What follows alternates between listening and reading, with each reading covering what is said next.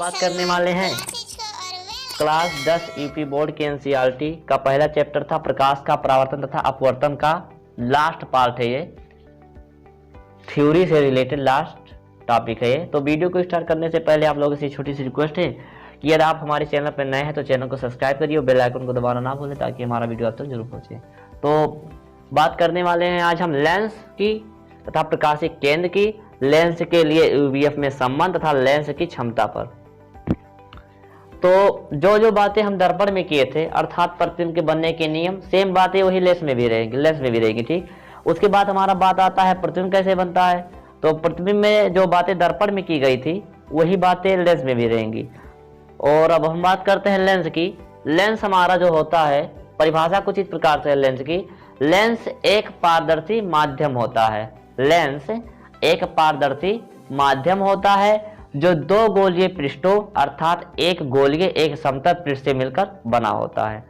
Lens एक पारदर्शी माध्यम होता है जो दो गोलीय पृष्ठों अर्थात एक गोलीय या फिर एक समतल से मिलकर बना होता है। कहने का मतलब है या फिर तो दोनों के दोनों गोलीय हो या फिर एक गोलीय हो एक समतल हो, तब ऐसे इस तरीके से हमारा लेंस बनता है। तो लेंस की बात अब वही हमारी समाप्त। लेंस होता है दो प्रकार का। जिस प्रकार से दर्पण दो प्रकार का होता है ठीक उसी प्रकार से हमारा लेंस भी दो प्रकार का होता है। लेंस हमारा पहला लेंस है उत्तल लेंस और दूसरा लेंस है अवतल लेंस, ठीक। तो हम बात करते हैं प्रकाशिक केंद्र, जो कि मोस्ट इंपॉर्टेंट क्वेश्चन है यूपी बोर्ड के लिए। यूपी बोर्ड में हर बार पूछा जाता है 1 नंबर में। तो बात करते हैं प्रकाशिक केंद्र। प्रकाशिक केंद्र जो होता है हमारा वह लेंस का वह मध्य बिंदु होता है जिसमें से गुजरने वाले प्रकाश की किरणें बिना मुड़े सीधे गुजर जाती हैं, प्रकाशिक केंद्र कहलाती हैं। अर्थात ये हमारा हुआ लेंस और इसका मध्य बिंदु हुआ ये, यहाँ से प्रकाश की किरण आई और बिना मुड़े सीधे गुजर गई, तो इसे कहते हैं हम प्रकाशिक केंद्र। क्या कहते हैं? प्रकाशिक केंद्र। तो बात करते हैं प्रकाशिक केंद्र की। तो प्रकाशिक केंद्र जो होता है लेंस का एक मध्य बिंदु होता है जिसमें से गुजरने वाली प्रकाश की किरणें बिना मुड़े सीधे गुजर जाती हैं, प्रकाशिक केंद्र कहलाती हैं। अब हम बात करते हैं लेंस के लिए यूवीएफ में संबंध। तो जिस प्रकार से दर्पण में हमने डेरिवेशन करके आप लोगों को बताया था कि यूवीएफ में क्या संबंध है, अर्थात हमको वहां पर निकल के आया था कि 1/f बराबर 1/v माइनस 1/u। तो हमको यहाँ पर मिलेगा, डेरिवेशन तो नहीं है इसमें, केवल बात ये की जाएगी इसमें फार्मूले की। तो 1/f बराबर 1/v प्लस 1/u, ये सूत्र है हमारा लेंस के लिए। और अगर यहाँ पर हम माइनस लगा दें तो ये फार्मूला हमारा बन जाएगा दर्पण के लिए। अब हम बात करते हैं लेंस की क्षमता की, जो कि मोस्ट इंपॉर्टेंट क्वेश्चन है परीक्षा की दृष्टि से। तो लेंस की क्षमता, तो हम बात करते हैं लेंस की क्षमता की परिभाषा की। तो यह हमारा हुआ फोकस दूरी, तो हम P बराबर हमारा होता है 1/f। हम परिभाषा को रटते नहीं, कुछ इसी प्रकार से बनाते हैं।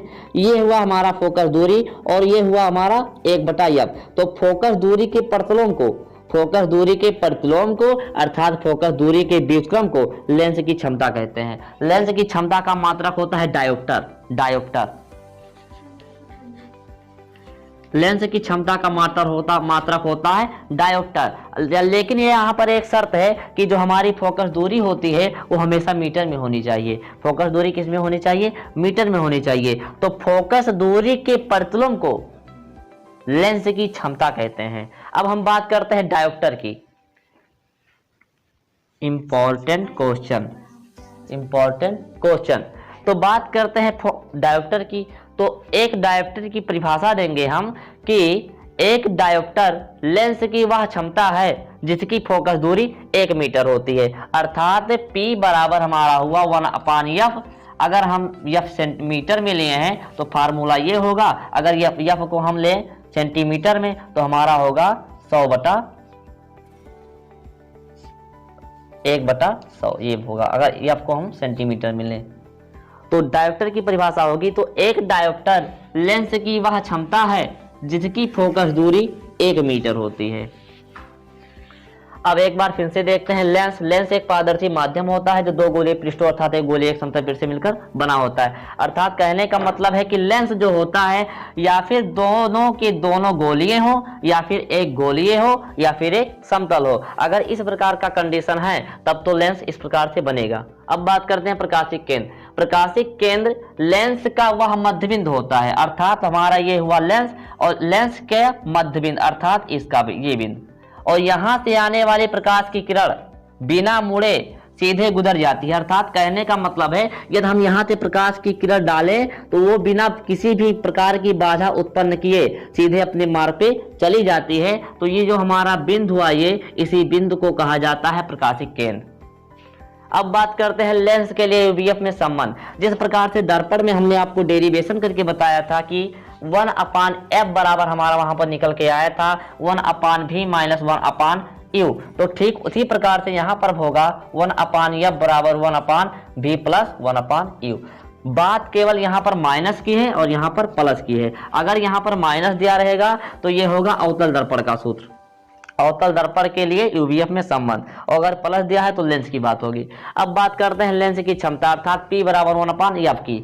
तो f जो हमारा होगा ये फोकस दूरी होगा। परिभाषा देंगे कि फोकस दूरी के प्रतिलोम को, प्रतिलोम का मतलब होता है उल्टा, प्रतिलोम का मतलब होता है उल्टा, तो फोकस दूरी के प्रतिलोम को लेंस की क्षमता कहते हैं। और लेंस की क्षमता का मात्रक हमारा डायोप्टर होता है, और एक डायोप्टर की परिभाषा होती है कि एक डायोप्टर लेंस का वह, एक डायोप्टर लेंस की वह क्षमता होती है जिसकी फोकस दूरी 1 मीटर होती है।